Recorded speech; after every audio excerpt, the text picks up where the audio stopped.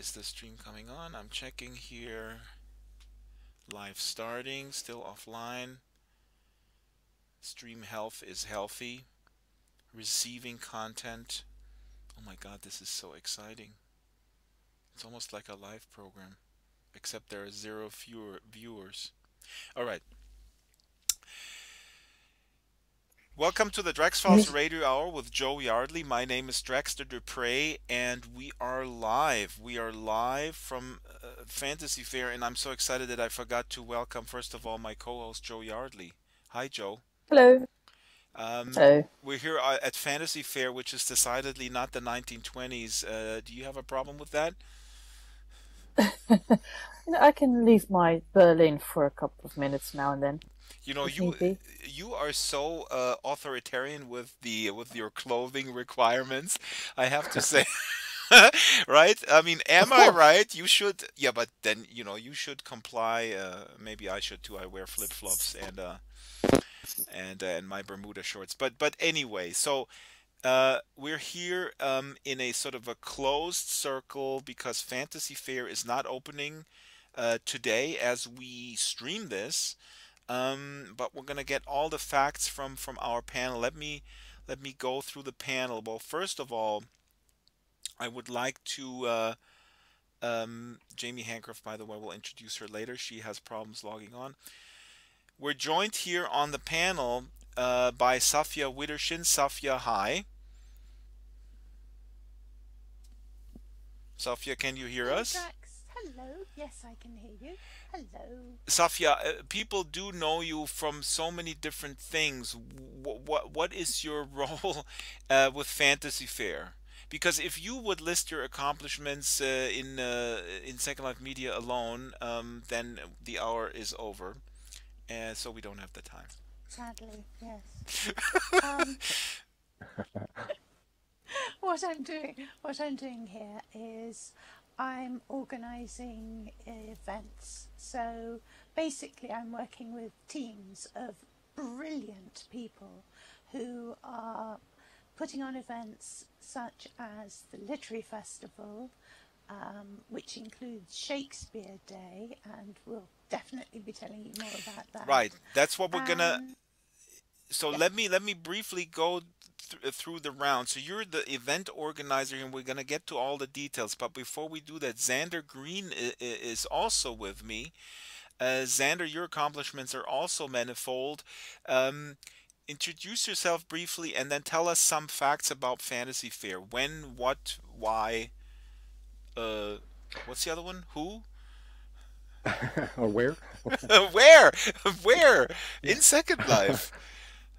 that's exactly right. And thanks, Drax, for being here, as supporting us as you have for so many years now. I'm one of the co-founders of Fantasy Fair, along with a couple of other extraordinary people in this virtual world, Ember Farina and Lauren Tebow. We started Fantasy Fair. We're now going into our 8th year. Wow. We've raised a total over those 7 years, going into our 8th year, of 160,000 US dollars for Relay for Life, money for the American Cancer Society to deliver on a vision of a world without cancer. And it's just such an incredible honor to come back here year after year and see the extraordinary creative output of all of these people and know that it's all going to such an incredible, worthy cause. It is amazing, and we're the Fantasy Fair as we're going to air. So we're streaming this live, but the edited version comes on the podcast on Friday. When does Fantasy Fair open? We actually will open on Thursday, the 21st of April, Oh and my then we God, this run is like back through in a time May machine. If you're 1st. listening to this podcast as it goes out on our regular podcast schedule, Fantasy Fair is already open. So if you're listening on Friday, my dear listener, then you shouldn't be listening to this. You should go in We're world. talk. We're talking to you from the past. Doo-doo-doo-doo-doo-doo-doo. It is very strange we're talking to you from the past. Can somebody tell Jamie she needs to get dressed in order to be on camera? We're a PG rated program, or maybe it's only on my viewer. Um, but such Well, you've are got the. a special viewer. I have the special viewers. Such are the fun things. Oh my god. So Xander, we're gonna get into the fact that how this works, but one word real quick. If you would explain to someone who is not familiar with Second Life Commerce, real quick, how do you raise these funds? What's the basic Right. principle behind this? How does this work? Well, in this platform, there is an in-game currency, and I use the word game only because it'll probably be more communicative to people other than, I mean, we don't really think of it as a game. There are no rules in this platform. It's a very open world, and it is a user-defined I don't even think content. it's a platform. I hate the word platform. Sorry. Well, we I can talk agree. about that I'm not sure there philosophically. is. Yeah, I'm not sure there is a good word really even yeah, to yeah. describe it now. We may need to I'm develop an entirely new vocabulary for it. I Yeah. just call Second Life a game because I enjoy annoying everybody. It's a word that doesn't bother me as much as it does some people for sure. But there is an in-world currency, and that is equated to tied to real-world money. People can come in, merchants come in. We have about 200 merchants who occupy these extraordinary, beautiful regions. And they bring their virtual wares in. They're required to have at least 2 items in a vendor, the proceeds for which go entirely to Relay for Life. Hmm. They can have as many vendors as they like, but at least 2 of them have to be for Relay for Life specifically. So visitors come, they find something in one of those Relay for Life vendors that they want, be it a pair of wings or a castle or a dragon avatar, what have you. They purchase that item. The vendor then gives them that item, and their money, their virtual currency, is translated almost instantaneously into actual dollars that then go directly to the American Cancer Society's account in Second Life. And of course, bam! Suddenly that money is at work then. Driving and facilitating the fight against cancer. What an extraordinary technological opportunity using technology in It's such a cutting absolute. edge way. Yeah, it's absolutely fascinating. And then later, I want everybody's opinion on, the fact that in this virtual reality we can bring the harness the creative power of so many people and bring it to this cause, while everybody else is sort of salivating over goggles that cost $800. uh where anyway, but I want other people's opinion. I know mine, and I think the listener also knows. So we have Judy Newall, I'm sorry, I'm a foreigner. Judy Newall sitting right next to me. Very beautiful, uh, tiny cat person on a full-size chair. Judy, hi. Who are you, and why are you sitting next to me?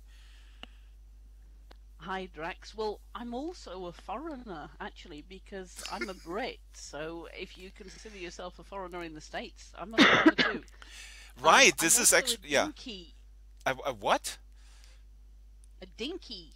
Hmm. Dinkies are kitty avatars created by Etheria Parrot, who is one of the vendors on The Sims here. So people will be able to buy kitty stuff if they want to as well. And I'm here because I'm involved in the literary festival, which includes the Shakespeare Day that Safi has already mentioned, but is also going to include talks by authors, discussions, creative writing prompts, sessions, performances. Wait a minute. Joe Yardley, I was hoping that you would jump in here with saying, "Hey, Drax, people do read in Second Life. Why don't you hang out with these guys?" It's one of my things that I like to get into on my soapbox on the podcast is that I actually read. So, Judy, are you telling me that there are people in Second Life No, who, really? wait, I'm talking to Judy here. Judy, so people in Second Life are interested in literature? Is that right? Yeah, but we all hide from you, Drax. I We understand. don't want to be sidetracked by radio shows. So, yeah, there are so many creative people here that we have these wonderful regions to explore. So we want to prompt some other creativity and get people writing poetry and prose about these terrific regions. So we're going to feature one of them every day that the fair is on. That is amazing.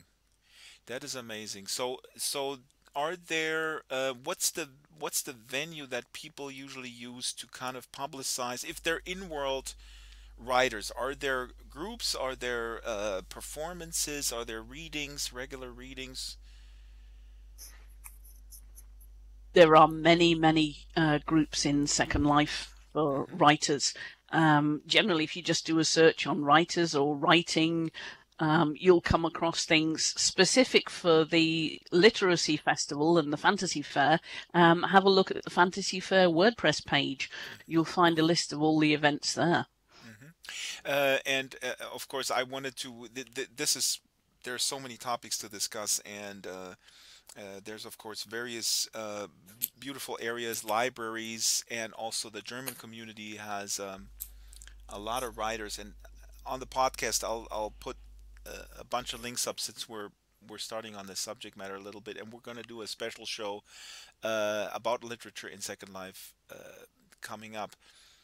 Jamie Hancroft is joining us. Jamie, can you hear me? Do you have voice? Yes, I can hear you. So, Jamie, you're one of the creators here. So, what are you sleeping at all? I mean, what's it like when Um, first of all, describe your build. What are you building this year for Fantasy Fair, and what's the scope? we built. I have a great team, by the way. We are three people, and we built Dangarnon. It's the gloomy medieval kind of city that has a huge tower sticking out of it, and it has a whole backstory, but I'll explain that some other But time. it's so. I was But just there, and let me just say for people who don't know, Jamie Hancroft is from Death Row Designs, her company. I was just flying over your build, and it's so detailed and it's so vast. I mean, the size. What is the size of the plot? I don't Do you know? I don't know, but there is about 8,000 textures that went into it and a lot of uploads of meshes. So Mm. we did a yeah, we didn't sleep much. No, we didn't. I'm pretty sure all the builders don't sleep a lot while building all these sims. Xander is putting in chat here 256 by 256. Um, Xander, how many islands, or anyone who wants to answer that, how many islands does Fantasy Fair comprise, and where do the islands come from? There's 15 sims now, I think. Where do they come from? That's a question for Xander, 'cause they just pop up magically to me. Yeah, Xander, how does this work? How many? Let's verify how many islands we have, and are they donated, or how does that work? Yeah, we have 14 Sims this year, or regions, and those are given to us by the American Cancer Society. They have a year-round presence with a Sim in Second Life. But once a year, they work out a deal with the lab. We raise the money through sponsorships to rent these regions from Linden Lab. They are given to us in an extremely generous and reduced rate, essentially just to cover the lab's physical cost. Hmm. And then we turn these incredible designers and builders like Jamie loose on them, and they go wild. We're up to 14 Sims this year. Last year we were at 10, so we really have grown a lot in the last year. How do you match the vendors with the Sims? How does that process works? Because, and maybe explain this a little bit. So Jamie's building the housing, and then the vendors Right. come in, and then they put it into those houses. Yeah, Correct. each sim has about is it six sponsor stores, and they have 10 regular stores, and the sponsor stores have a little bit of a bigger building, and we just get the notes from Elizabeth for everything, and we just make sure that all the sponsors get their buildings for like a couple of weeks up front, and all the regular merchants also get their buildings so they can easily set up when they arrive here, because it's always very last minute for us. Hmm. I was still doing stuff today, so But what yeah, is the theme? it's Is really there tight. is there a theme? And I'm sorry, Jamie, that you have to sit on this panel while you could be working. By the way, we have a little audience from the backstage group because the Sims are obviously still closed. If you want to chime in, just chime in local chat. about your experience, or you could even introduce yourself, what you're working on or what you find exciting on this year's fair. I was wondering, how is it determined what vendors go into what sim, uh, Xander, or anyone, or Safia or Judy, if you want to Oh, tackle that. Who actually, organizes this? the vendors can pick them when they apply for the stores. They Oh, I can see. pick their favorites before, like way before the fair starts. We all kind of make a little excerpt about what we're gonna do for a sim and the description of it, and then the vendors, they read through all those little nice stories, and they just pick their first pick, and then they can add a second pick in case there's no more room in the first choice, and then a Hmm. third choice. Is there an issue with the theme? Jamie, tell us your theme again. And is there an issue that you then see something in your store sold that is kind of contrary to the theme? I guess, how does that work? Does it kind of break the theme? Well, our buildings are pretty closed. I mean, I kind of like it when people sometimes set up their stores and it's such a dark and gloomy sim, and then you walk into one of the vendor stores and it's all rainbowy and cloudy and shiny. It doesn't matter. I mean, you can't really tell from the outside when you're walking through the sim anyways. Safia, what do you think about integrity of role play? Is that an issue? If people, I mean, obviously this is an event that um, has at its primary purpose to raise money for Relay for Life. So, but I wonder, do people use it for role play purposes and then go like, "Hey, I don't want to role play in a store." I don't think people mind that at all because all the regions have plenty of areas where role play can be going on. Ooh. In fact, we have 4 official role play groups Hmm. who are being part of the fair this year. Jamie has one. She has the dark role play of Sanctuary on her region in Danganan. I can't roll my R's like you, Jamie. I'm How sorry. do you pronounce it, Jamie? Dangarnon. Dangarnon. Mm. So people can role play there, and they have materials. You give them materials. Yes, yes. Hmm. What happens is there are 4 role play groups. You can read about them on the website fantasyfairesl.wordpress.com. The different groups all have different stories, and they're aimed at slightly different audiences as well. Hmm.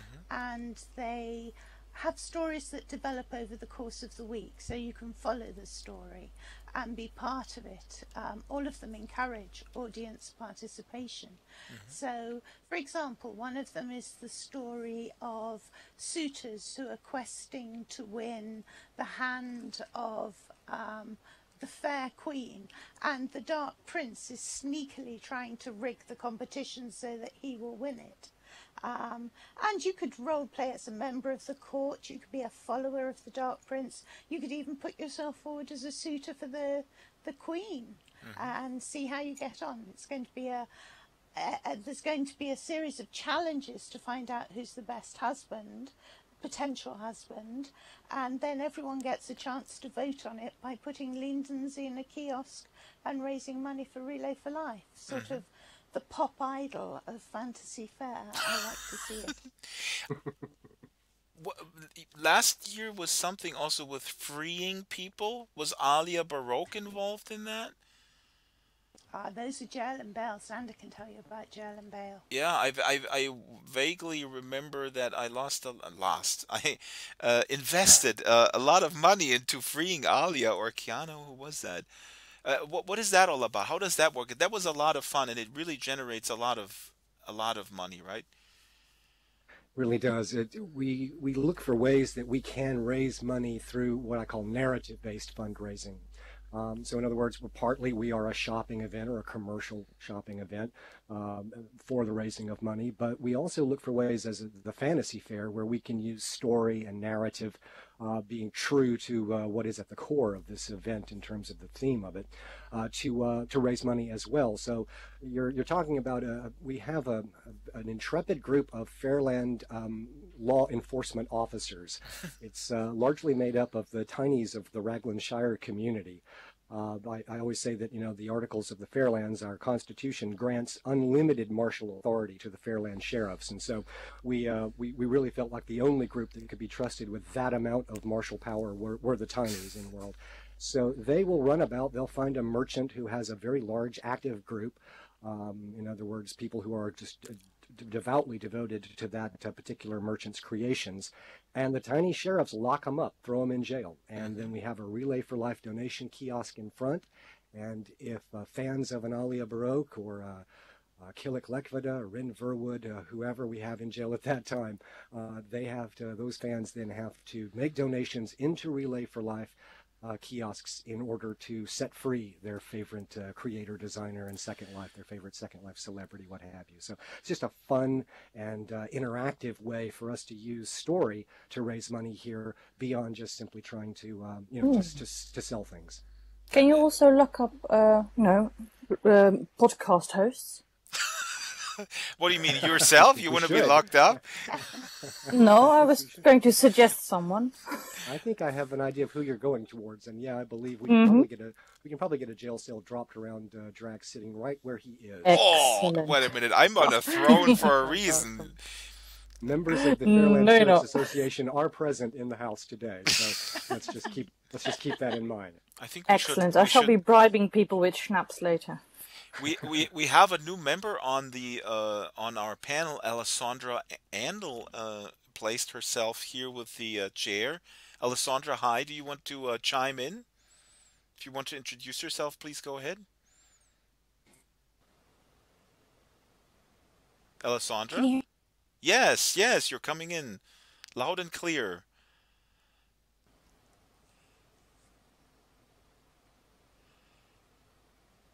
Okay, I think we lost Alessandra, although I do hear an open channel. Alessandra, introduce yourself.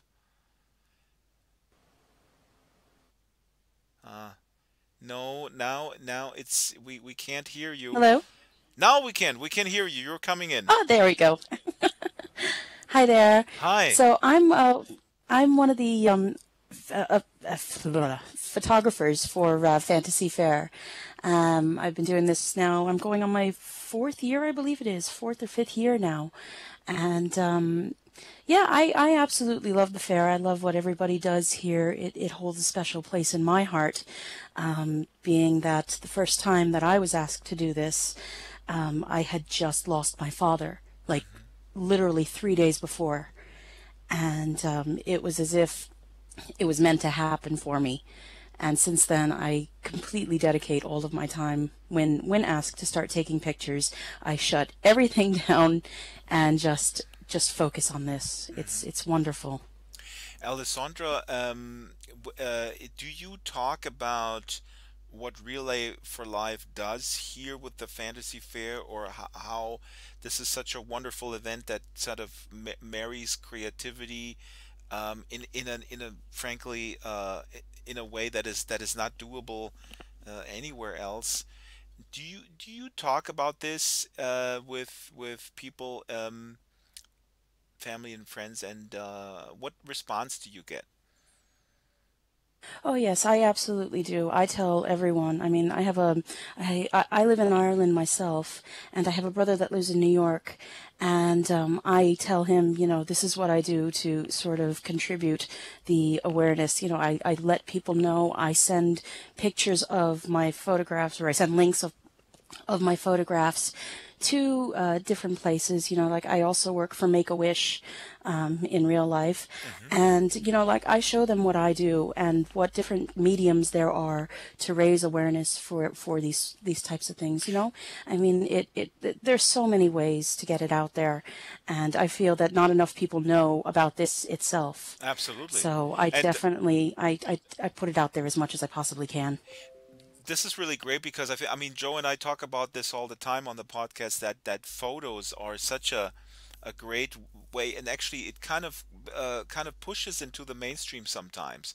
You find stuff on Flickr, or Flickr sort of Hmm. randomly adds stuff to their to their, what is it called, the feature. I was in there once, and then I woke up in the morning, all of a sudden I have 10,000 views on a Second Life photo, and I go like, what the hell, what just happened? But they pick stuff, and then they put it into their featured items, and sometimes people don't even know where it comes from. They just think like this is an Well, this is it. amazing I image. mean, Yeah.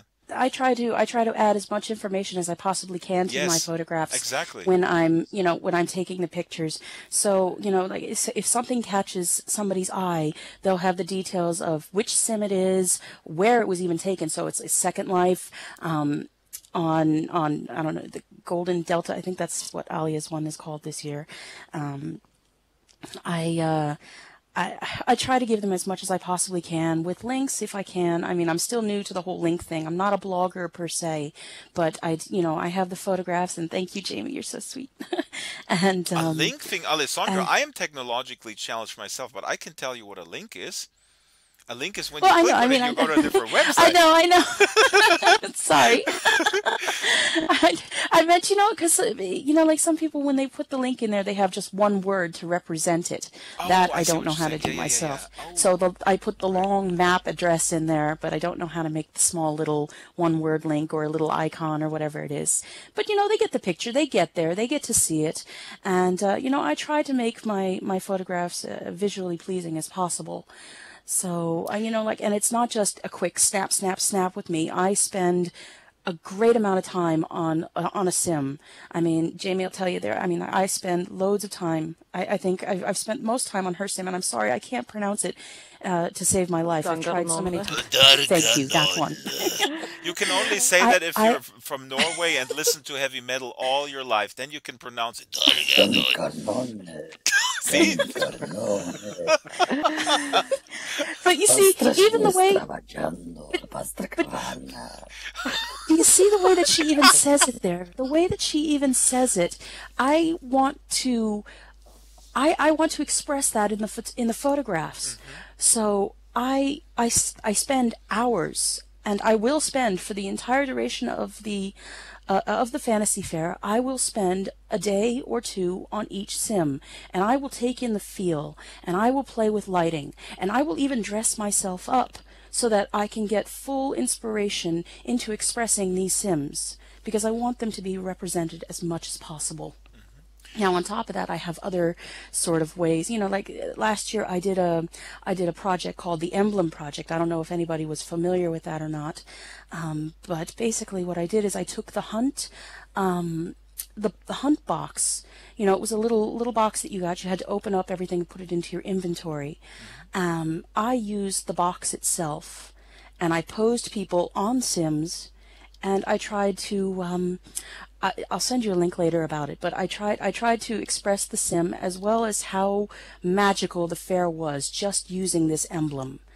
And like I say, I spent hours trying to figure this out so that everybody here at the fair can be as best represented as possible through my photography.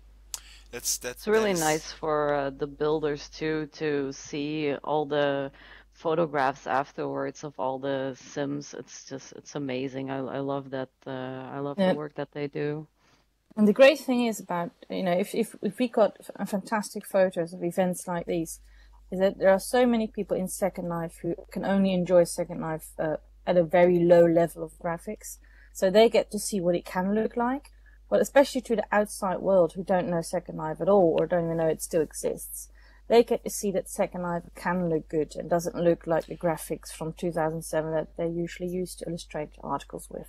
Here's something important, Joe. While you're talking, I was just realizing, because you're such an advocate for also making those photos available for journalists to grab, and I think this is an important point that we need to make.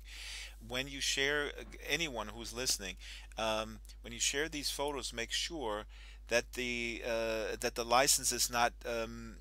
Well, I mean, I guess you have to think about this, but make them not all rights reserved, make them Creative Commons license, and maybe put them also on Wikimedia. Journalists, when they Google Second Life, inadvertently, very often they come up with these terrible, old, outdated photos. And so we can do our part to make it easy for these. I'm not going to call them lazy journalists, because some of them are simply overworked and they go like, okay, I need some visual from Second Life. What am I going to do? Yeah, they're lazy. Some of them certainly are. But they're also not paid very well, and some of them are really hardworking, and the crappy pictures are ubiquitous, and we can make it easy by changing the license on Flickr and maybe putting them on Wikimedia, right, Joe? I mean, we have this Yeah, photo that keeps absolutely. coming up, like from this one live show that everyone uses. We did a live show a year ago, and there's an image with, I think, Loz Hyde and Fluffy and Maxwell Graff maybe is on there. I forget, but that image pops up in every other blog about virtual reality now. Anyway, Yeah, you see it everywhere. Someone uploaded it to Flickr with no copyrights at all, so it's just one. No, and they use pretty good keywords, so that's the picture they find when they're looking for something. When they're in a hurry, they need something without copyrights that they can use. There you go. I'm going to type in here in the local chat the YouTube channel where we're live streaming. We have a good size of viewers, given the fact that it's not advertised anywhere. If people want to share that on their social media channels, please do. People in the audience, people on the panel, because obviously people can't come in here because it's a closed circle, it's a closed sim. I want to ask everyone, and people jump at it. We're on the radio. Actually, well, we're also streaming on YouTube. Earlier, I tried to cam over to the other sims, but the frame rates are abysmal, so I'm not going to do that. I want people to describe their favorite sim. Jamie kind of started earlier a little bit, but Xander, Safia, Alessandra, Judy, pick something that you've seen and describe it. Describe it Oh, it's in a difficult to pick literary just way. one. Oh, it's difficult to pick just the one. I'm You sorry, can I'm going pick to jump in three. here myself. Alessandra, you can pick three. Okay, well, and I have a hard time with the names, so please forgive me for this. But Lucentia, Lucentia, that was a jaw-dropping experience. The second I walked in there, I Who could made not it? get over the.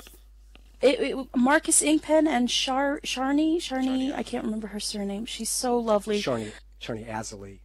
Her, yes. She's so. Both of them are incredible designers, creators, builders. When I walked in there, I had to stop. I had to stop what I was doing just to look at it. And another thing that I do when I take pictures is I play music, and I couldn't help but feel for the movie What Dreams May Come from that build. So I had the soundtrack playing, and I was taking pictures, and it just alone the main building with the columns and the archway, the tile ceilings, tile floors, it's just so beautiful. I can't express that enough. I was just looking this up because this is a soundtrack from Michael Kamen. I wasn't sure. Michael Kamen also passed away. Damn. Anyway. Oh my. No, I mean, he passed away in 2003. He also did, this is a complete aside, but he also did conduct the Metallica in with the San Francisco Symphony. Jesus, I get sidetracked. Another one of my favorites is actually the Dungarnon. I can't say it, but that one is.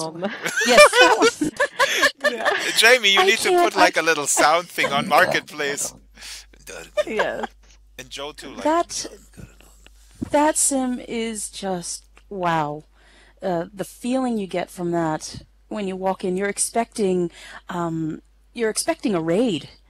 You know, I keep waiting for a whole horde of people to just run past me with this. It's like a medieval village sort of a feel to it, but you've got this huge fortress in the center that's just it's eye-catching, and it lights up. And do you want to go to the top of it, or do you want to stay at the bottom? Do you want to be in my case, the queen, or do I want to be one of these little people that are just looking up at it in awe and inspiration and inspired? And same word, sorry, but yeah, there's so many feelings that brings on. You're looking in the square and waiting for the fish market to open. It's incredible. It's absolutely incredible. I can't say that enough. There's also a little area at Dangarnon where you go outside the walls, and there's a little bit of ruins and that are left from the past, from last year's Andalis. So the story goes that Andalis is basically overrun by evil, and outside those walls there's a little bit left of Andalis, so it's kind of like a last hope thing, so to carry on the theme of relay, basically, to not give up, because there is some hope left after all. Um, I was gonna ask, okay, so where are we with the examples? It's always these examples. We can do a 3-hour show. We should teleport to these places, but we're not set up that way. I'm gonna maybe do a bunch of other broadcasts when the fair is on. Let's do another example. Someone else who wants to give it a shot describing their favorite place. Well, if I can... Oh, yeah. Go on, Safia. I think we were going to kick off with the same one, so you go first and I'll come in with another one. Judy? Okay, I was actually going to say Golden Delta, which is the Egyptian-themed region that Alia Baroque has created God, I for love us. that thing. Partly because that is going to be the first one that we feature for the writers out there, so we're hoping to generate some fiction from his wonderful sim. He has... I was just going to say, he has statues from ancient Egypt all over it. He has an infestation of beetles. He has scorpions. He has little sandstorms. There's giant statues of Anubis all over the place, absolutely beautifully worked. There's Egyptian hieroglyphs. You gotta love the snake too.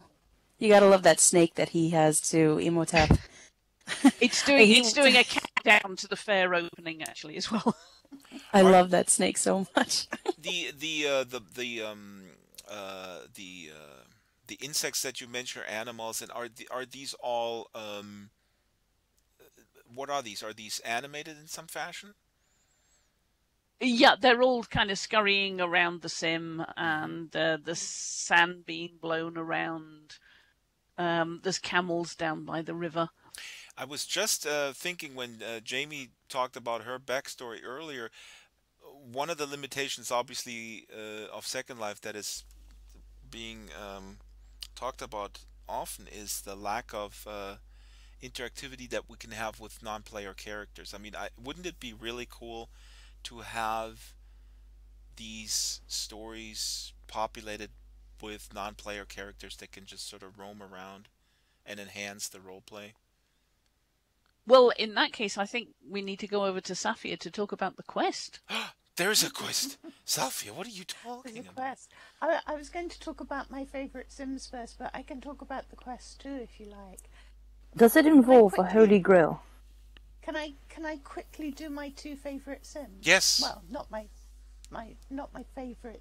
I mean, I love them all, but I want to talk about where we are at the moment, because we're actually on Otherworld, which was created by Alessio Ember, and this is one of the special... Alessio Ember, he's sitting right here. Yes. Well, it's his region. The camera is focusing on, and he's looking away. He's not looking into the camera. Has done an amazing job here.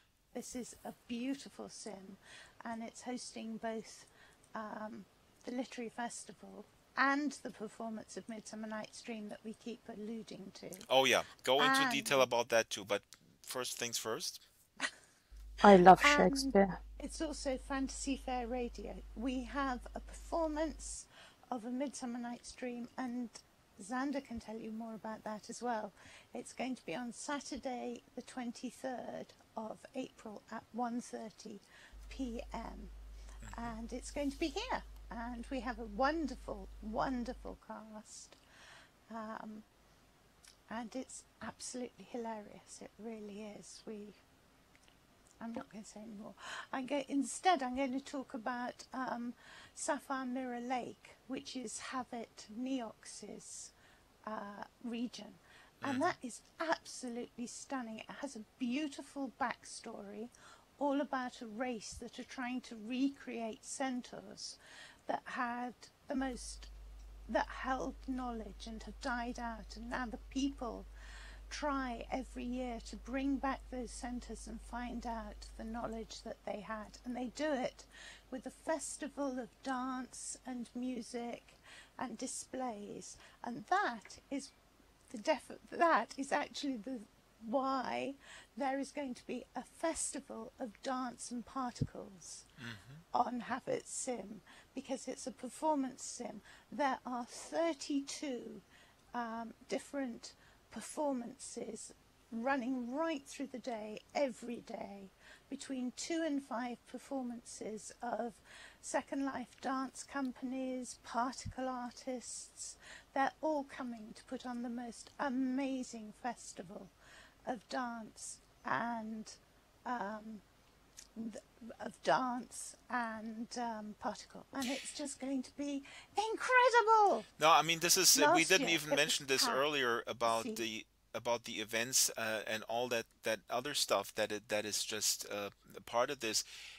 Real quick, I mean, I know Xander, you mentioned the founders and the co-founders, but do we have a number of people who are working on this in terms of managing and keeping the timelines straight and stuff like that? Is there a number of people that you can mention? I mean, this is just so enormous, this task, to put this show on every year. It really is, and it gets bigger every year, and that's why we're so grateful that people like Safia and Judy, Alessandra and Jamie, that they come out, they join us, creators like designers like Alia Barak and Alicio Ember. The fact that they're willing to put in so much time, it just is so moving. Ballpark numbers, looking at a core organizer committee of about 20 people, then about 20 sim builders, about 200 plus individual merchants. Then you've got, oh golly, I don't even know how to count the number of performers we have, from DJs to musicians to particle artists to dancers, but that's got to be in the hundreds, I would think, if you add all that up. Bloggers, photographers, the Fantasy Faire radio staff. It's an incredible wide range of skill sets that are required to pull something like this together. I would imagine we're probably looking at about 500 people all told around the world who devote hours, if not days, if not weeks and months of their life to pulling this thing together. Xander, this is starting so with our executive director, Elizabeth Tinsley, who puts in about 6 months of work to make all this possible. It's amazing. And after the game is before the game, as they say. When it's over, you That's gotta exactly right. The next year is on. That's exactly right. Xander, when it's so funny because and Joe, please interrupt me rudely as you usually do when I get on my soapbox about being upset about the fact that I'm perfectly polite. No, I mean, we talk about this often because what is really upsetting, and I don't get into Twitter wars per se, but I do get into arguments occasionally when enthusiasts of the new VR crowd are talking about, ooh, you can do this with the HTC Vive, you can do this with the Oculus Rift, and they ignore Second Life, and especially when it comes to sort of the social aspect of the world and the creative side, the press ignores it, and I know why. It's purely economically driven press, but also individuals oftentimes just sort of dump on SL when you then mention it. You know what? There is a lot of impact, and I mentioned Fantasy Faire recently when a writer, and Joe, do you remember what that article was? Was that in Fortune magazine, where the guy said, "Hopefully, Facebook won't be another Second Life"? What I magazine don't was that? remember, no, but it was quite hysterical. It was a big magazine, and so there was a coverage of our listeners probably know this. Facebook had an event where they demoed their social VR space that they have in development, and where two people in a sort of a sphere photograph were able to interact. And the writer of that article, I'm going to link to it, might be Fortune magazine, um, said, "Yeah, hopefully Facebook social it looks very promising. Hopefully, it won't be another Second Life." And okay, so you read on. So what do you mean by that? And then he goes into detail about what he means by that, and what he means is that that Second Life is completely irrelevant, especially when it comes to social. What's the exact phrasing? Social media significance. So what he meant to say is that whatever people do here, they might be doing stuff, but it's irrelevant in terms of the impact that it has. And I tweeted to him, dude, I don't know. I'm paraphrasing. Are you off your meds? No, I didn't say that. But I mentioned Fantasy Fair, and I mentioned the fact that this brings out incredible creativity. And yes, you can argue it's in a closed world, or walled garden, whatever you want to call it. But it has tremendous impact, not only with the money that is raised for Relay for Life, but also just by bringing out these creative forces into people for this cause. So anybody wants to chime in, how would you do you guys even engage with that, or does that bother you that the outside world just ignores what is happening in here? And Alessandra, you said you share this stuff, and you get good feedback, but anybody who wants to chime in. I would just say that you and I have talked about this in the past, Drax. It's not, as you say, it's not surprising that the mainstream media would look at something like this and focus only on salacious details. Man leaves wife for virtual girlfriend. How many articles have we seen with that as the focus of it? I think to find something deeper than that, it requires that you go in a little deeper, that you spend a little more time. And I mean, I'm not saying that people are lazy. I would say more that just people, as you said, they just don't have time. Journalists are on incredible deadlines. People don't always have a lot of time to come in and just explore a world as large as this one is. And But I maybe mean this initially you especially, do sorry just to see, interrupt, Xander, but I mean this yeah, also in the context of because virtual reality right now is the such a huge buzzword, and one would expect when people write about um, devices primarily and attached games that are available, but when people write about head-mounted displays or facial tracking or hand tracking in terms of virtual reality, that they would mention Second Life in some way, shape, or form, other than, oh yeah, there was this thing that everybody thought was awesome, but that tanked. That is really what bugs me, especially in the context of virtual reality, because what you guys are putting on is proof that it's a completely valid uh, I think so, endeavor yeah. for many, many reasons. Yeah. And not just in the sense of what Fantasy Fair has accomplished, but if you look at the 10 years that there has been a Relay for Life in Second Life, Oh, that's the right. Yeah. total for our community, the total for our community having raised is closing in on 3 million US dollars. 3 million US dollars pulled out of thin air out of this virtual world. If that doesn't make it relevant, and if that doesn't make it significant, then I really despair of knowing what would convince somebody that it is. I don't feel it's our obligation to convince anybody of that. Frankly, if we had too many more people come into Fantasy Fair, we'd we'd be in a bit of trouble at this point. That's So right. until the platform itself, this technology that underlies it itself is able to accommodate more people, we're straining chomping at the bits and straining at the seams to get as many people in as want to come in here already. That is Like a I said, very good Fantasy point. Fairs, It's like you have a really cool jazz club and you go like, people, yes, please don't come because yeah, the yeah, fire yeah. department is gonna sue us. When we first began, our problem was traffic generation. Now our problem is traffic regulation. We have so many people want to be here that we have to figure out, okay, how can we move the arrival point to the next sim so we take some of the load off of one region, move it off to the next. So our problem has gone from traffic generation to traffic management. So I think in one way, though, Judy, sorry, Sander. I think in one way you can understand it, though, because really you have to know somebody here to see the good side of it. If a journalist goes to the Second Life website, they download the software, and they land at a welcome area, honestly, I can understand everything bad that they say about it.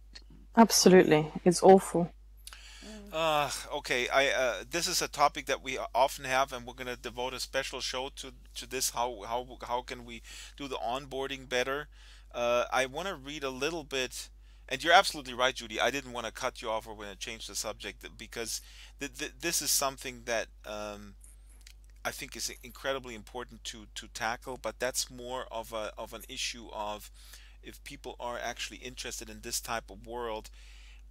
What irks me is that with all the play that virtual reality gets in the media right now, which is enormous, and I go to a lot of these conferences, and the problem is that Xander is making a really good point. You said what do I care, because we have really good traffic. This is very successful. If people ignore it or bitch about it, we kind of laugh it off.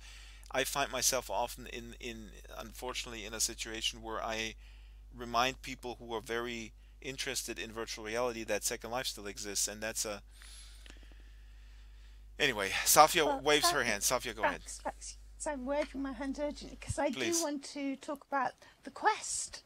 Yes, then let's go to the Quest, but let me read a few things that people said in the chat here. Thank you, Safia. You're a very good talk show host, and I need to go have a workshop with you how to host a talk show. We'll do it this weekend, I promise the listeners. No, but Siren Nightfire in the chat here said, I point out to folks that how I can create in SL while my hands don't let me in real life, and here I have friends all over the world that I would not have in real life, or I don't, and can do things like this to raise money for a good cause.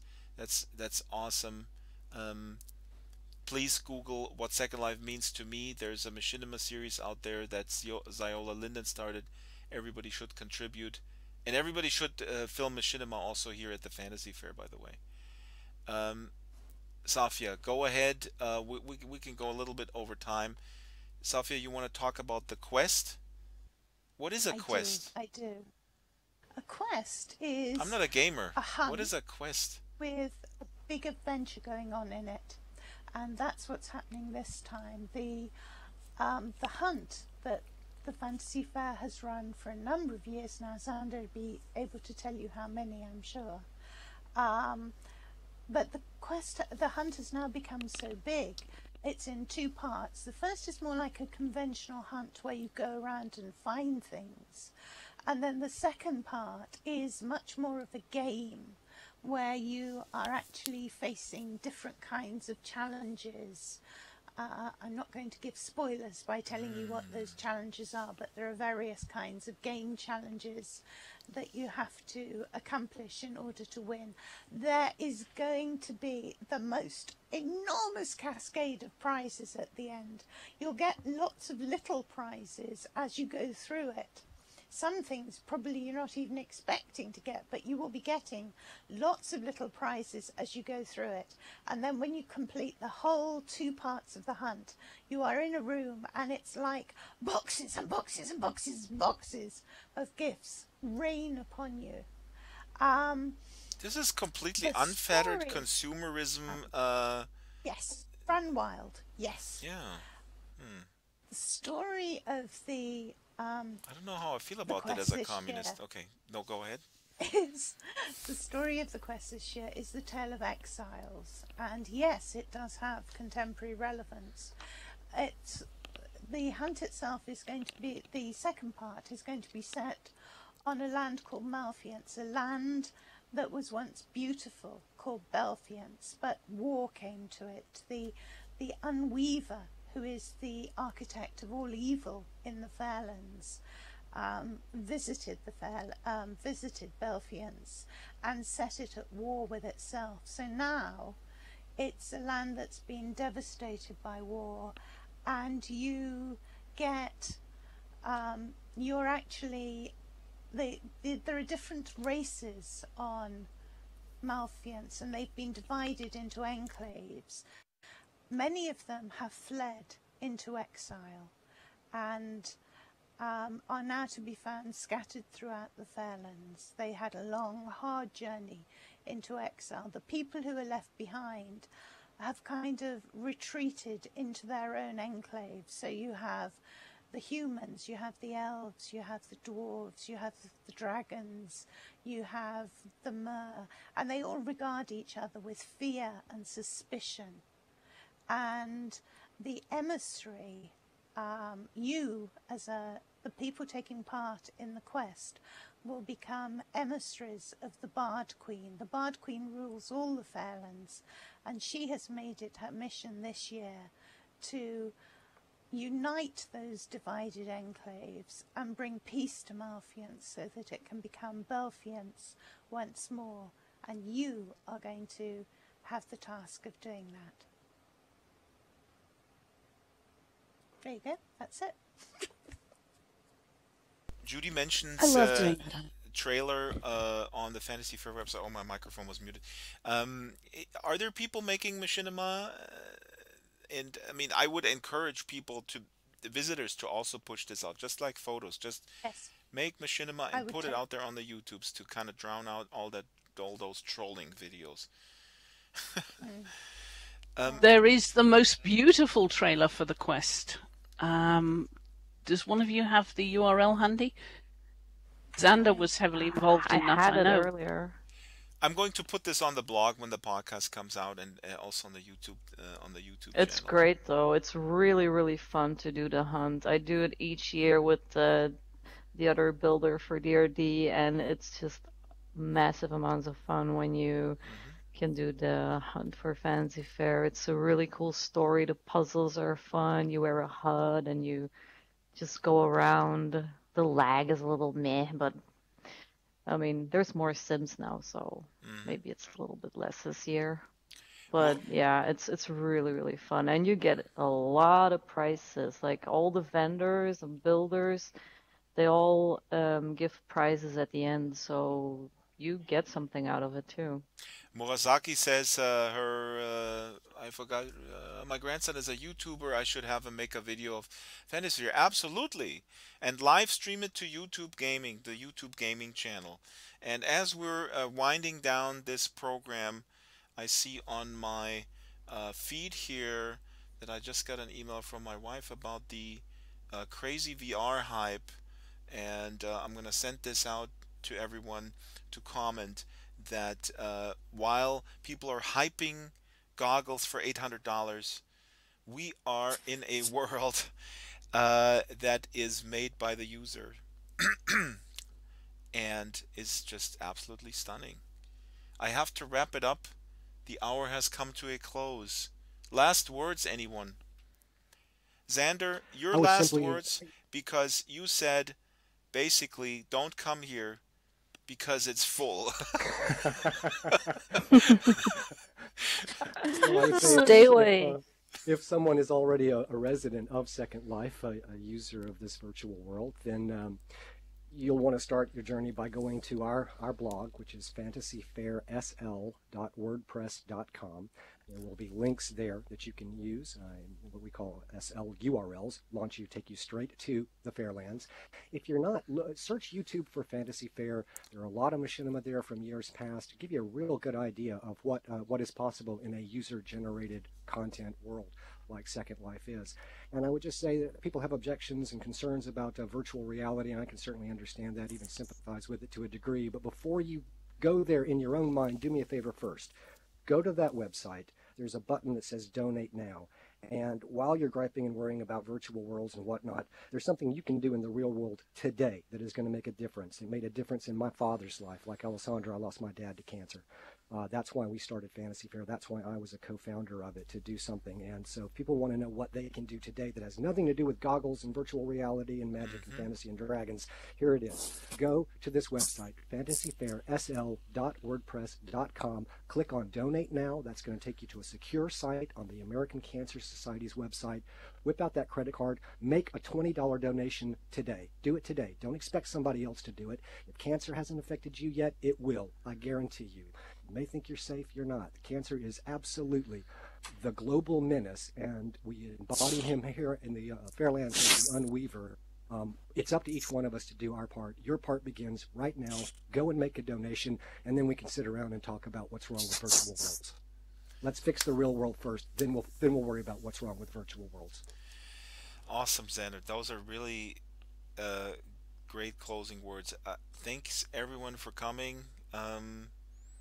And a fabulous, successful Fantasy Fair, and everyone, I wish everyone a fabulous time. We didn't even mention Loki Elliott, one of our 9 listeners to this podcast, who also built something really cool.